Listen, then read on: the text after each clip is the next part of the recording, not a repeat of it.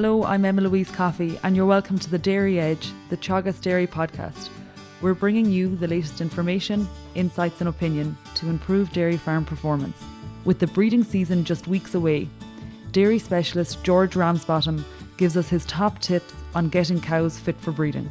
And just talk for a second about why calves are coming early. And what's driving it are the genetic changes that are happening with our dairy herd. So a few years ago there, when this started to arise, I was speaking to ICBF about it, and we looked at some of the data that they had on individual bulls. And when they looked through the calving subindex of bulls, what they're finding is that for every €10 increase in calving subindex, gestation length in those bulls is declining by a day and a half. So their base calving gestation length is 286 days. And a €50 calving subindex is associated with a gestation length about a week shorter than that, just over a week shorter than that. And then at the same time, we're now seeing herds of cows with calving subindexes of 30 and 40. So this in turn is giving an additional shortening to the calving interval. So what's typically happening now is you'll find that highly fertile herds with a high calving subindex, using bulls, again with a large value for calving subindex, have gestation lengths typically around 275 to 276 days. So this has an immediate impact on decisions around start of breeding and start of calving. So between the 1st of May and the 31st of January next, there are 275 days.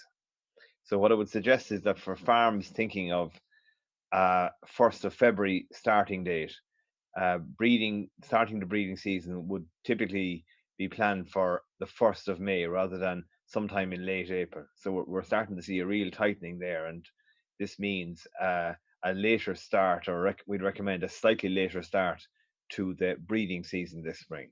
And then looking at the team of bulls and selecting the right team, particularly for your farm. Remind us, George, in terms of bull team size, what are we targeting? And I suppose we look firstly at the average herd size in the country, in and around 90 to 100 cows. How many bulls should that farm have? Well, when we talk about 90 to 100 cows, we're actually talking about cows and maiden heifers that are bred to AI. So for 100, our recommendation, for 100 cows and heifers, our recommendation is 7 bulls, to spread the risk of individual bulls having a reduction in EBI. For a herd of 200 cows, this would increase to between 10 and 11 bulls. And for herds of 300 cows and maiden heifers, this would increase to 13 and maybe even 14 bulls. And looking at the 7-8 bulls for that, say, 100 cow herd, what proportion of one bull should be maximum across the herd? So those bulls would need to be used evenly. So it's around 15% is the most calves we'd like to see from any individual bull in a herd, or at least that's the amount of use he'd get. The calves is a different matter. But if he should be, those 7 bulls should be used evenly across the herd, or 10 or 11 bulls used evenly across the herds to generate the next calf crop. And then if we look at specific traits for a herd, how do we identify the traits that we need to improve on? So ICBF have generated a new report this year. It's a herd EBI scorecard. And what it allows you to do is, relative to other herds in the country, it allows you to see where you're positioned for the various sub-index within your herd. So for example, the 2 key ones would be milk and fertility. And different herds will be strong in milk, and they may be strong also in fertility, or vice versa. They could be weak in one and strong in the other. And with using the EBI herd scorecard, what they can do is select teams of bulls that have slightly stronger emphasis on traits that are deficient within those herds. So herds that are low in milk subindex could select a team of bulls that is a bit higher in milk subindex, particularly if their fertility is already fairly good. And where do we find this scorecard, George? Okay, so it's actually being printed and posted to all farms around the country at the moment, Emma-Louise. So it should be in the post. And then looking to heifers, George, there have been some changes in terms of the calving difficulty and the advice around heifers. So I suppose, what should farmers be looking out for when they're selecting bulls specifically for heifers? ICBF has changed the way it evaluates calving difficulty. It now categorizes 4 different calving difficulty values. 2 of them are for dairy cattle. One is for dairy cows, and the second is for dairy heifers. Now, this is all based on data that you, the farmers, are submitting back to ICBF. And the reason they've done that is because some bulls will have an easy calving value, but are actually not that easy calved on heifers. And conversely, there are bulls there that would seem to have a slightly higher calving difficulty rate, but farmers are reporting that when they're crossed on heifers, they're actually easily enough calved. So what they've done is they've rated now. They give you a separate rating on the bull list for calving difficulty in cows and calving difficulty in heifers, and this to give a truer reflection of the reality of calving heifers compared with calving cows. So if you look at the active bull list, each bull will be ranked on a relative risk of calving difficulty in maiden heifers. So they'll be ranked low, medium, or high. And I suppose what we've done in Teagasc is we've actually generated a file that goes one step further, and it looks at even greater levels of reliability. And then within that, we've created a bull listing that advisors have that allows you to select bulls that are both highly reliable for heifer calving difficulty, but are more suitable for larger heifers or lighter heifers for the coming breeding season. So that's available from your Teagasc advisor. We can ring him to talk about it. So as you say, there's a more specific and targeted advice in terms of bulls for heifers, and I suppose we're looking at the low risk bulls, and this is available from our advisors, this list. Yeah, so you can use the active bull list, or if you want a bells and braces approach, you can talk to Teagasc advisors and look at the list that they have available to them. And then looking, I suppose, as an overall strategy, George, so we're going to breed cows in the coming months, and, you know, the heifer calves are going to be on the ground in the spring of 2021, and they're actually going to be the heifers milking in the herd in the spring of 2023. You know, what is the strategy, you know, to ensure that those heifers that are milking in 2023 are going to be, you know, the highest EBI stock possible? Well, I suppose the starting point will be on the bull side, and that's to use the active bull list and use some of the top bulls that are available on that list to breed the next generation of dairy heifers. And then on the other side, we look at the herd that you have. So for compactly calved herds that are, you know, reasonably stable in terms of herd size and don't need massive numbers of heifers, there are opportunities there to select within the cow herd the more suitable or the higher EBI, better performing cows for breeding to the top EBI bulls, as well as breeding your maiden heifers, because typically your maiden heifers will be of higher genetic merit than the cows anyway. So I would say breed all the heifers, and if you have scope, select within the cows for the higher EBI, higher performing cows to choose the next generation of heifers. So typically, if we look at a herd with an 85 to 90% 6-week calving rate, so it's a compactly calved herd, and we're looking to breed 25% of the herd as heifers. So we want 25 heifers born next year per 100 cows. In that scenario, on breeding all of the maiden heifers to AI, there's an opportunity there to breed roughly 20 to 30% of the lower end of the dairy cows to beef AI this spring and still have adequate heifers coming along next year. And I guess, you know, for that 30%, there's a function on the sire advice where you can select for beef mating, and you won't have any dairy AI selected for those cows on your breeding charts. That's correct, Emma-Louise. And what you can do then is you can save that, you can download it or send it on to AI Techs, technicians if they're going to use it for the coming season. If you're going to do it yourself, you can print off your own report and have that pinned up to help you decide on the straws you're going to use for which cows. It's a great tool. That's our advice. Great tool.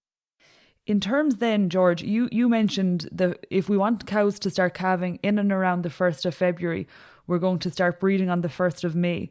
So, essentially today we're approximately 4 weeks out from breeding.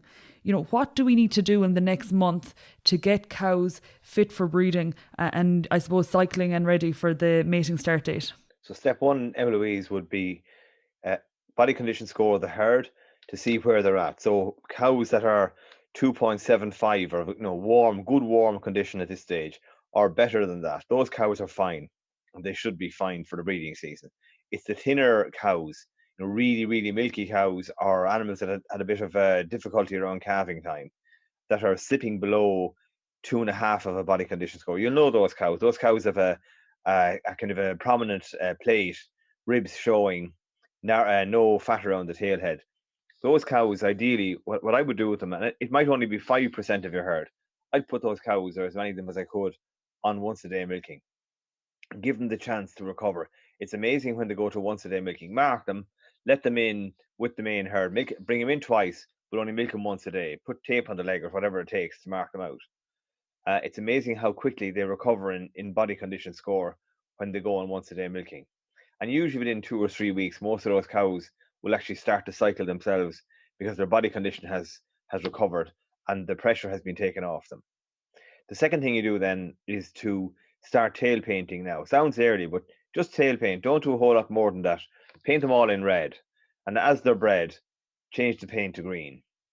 And by doing so, what you're doing is you're creating a kind of a record or a database of cows that are already cycling. And about a week out from calving, or even slightly less than that, target the cows that haven't had any paint removed. These cows are non-cyclic. Now, the majority of them will have been calved for more than 30 days, so they should be cycling before the breeding season starts. And I recommend veterinary intervention at that stage, a week out from the start of breeding, roughly the 27th of April, typically. Veterinary intervention to get most of those cows cycling. Some of them will have been cycling. Some of them will need an intervention to bring them into season and have them going for the breeding season. And then when we look to the start of the breeding season in and around the 1st of May, we're looking at a few key fertility targets in order to hit our 6-week calving rate of 90%. And I suppose the first one we look at is the 3-week submission rate.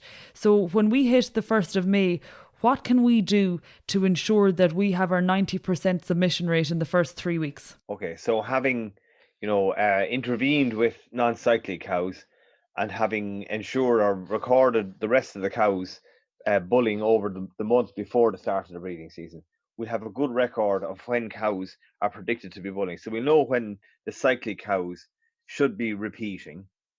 We'll know also from the veterinary intervention when the non-cyclic cows will be coming bulling. And the third thing, Emma-Louise, is to focus on the replacement heifer group of animals that are around the place. And what I would recommend, and what we practice every year at Oak Park with our maiden heifers for the Moor Park herd, what we practice there is we will breed to natural heat for 1 week. So we'll start on, say that we'll say it's the 1st of May, or it might even be the 4th of May, the following Monday. Then a week after we start, it might be the 11th of May. Any heifer that hasn't by then been bred, she'll receive 2 cc's of prostaglandin to induce heat in those heifers. And they'll come bulling typically over the Wednesday and Thursday of that 2nd week. So they'll be injected on Monday.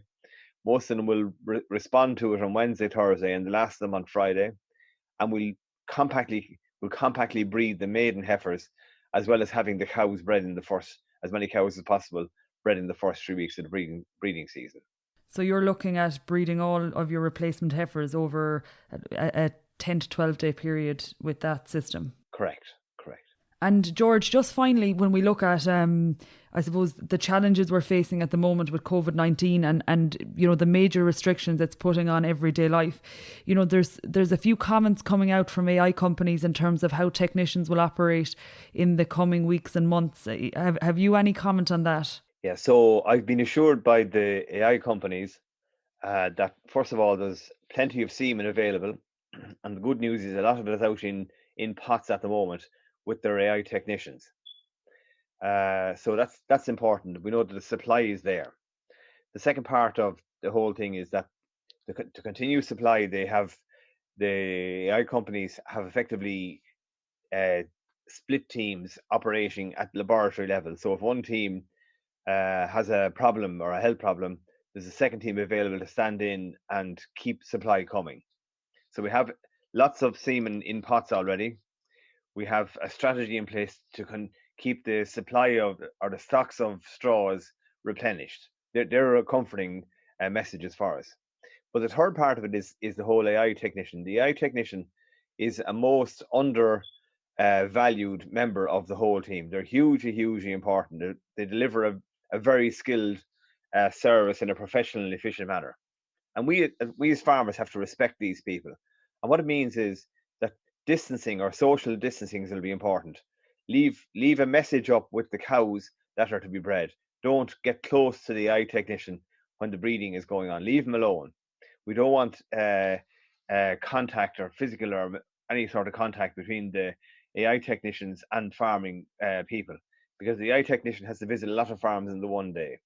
The peak of the AI season will be in the first 3 weeks of May, and we do not want AI technicians going down. Having said that, the AI companies again are reassuring us that they have contingency plans in place should AI technicians fall ill with COVID-19. So there is reassurance there that there will be a continued supply, continued availability of AI technicians to have a network in place to replace ill people. And the only other bit of advice they'd give us is that we should, anyone that's ordering semen for their own tanks should get those orders in as soon as possible, just to ensure that they have stocks distributed to them well in advance of the breeding season. So they're the messages I'd leave you with there, Emma-Louise. And I guess just to sum up our conversation, George, like many children across the country who are getting homework from their teachers by email, we have some homework for farmers. And I suppose right now what we're looking at is body condition scoring the herd and taking action on the thinner cows. And then secondly, to tail paint the whole herd and I suppose monitor where cows still have the tail paint just before the onset of breeding, to take action on those with the vet. Thank you, George. Thanks, Emma-Louise. That's it for this week's episode of the Dairy Edge podcast. And my thanks to George Ramsbottom for joining me on this week's show. Don't forget to rate, review and subscribe to the podcast. You can listen on Apple and Google Podcasts as well as Spotify. And for more information, go to the Teagasc website at teagasc.ie. I'm Emma-Louise Coffey, and join me next time for your Dairy Edge.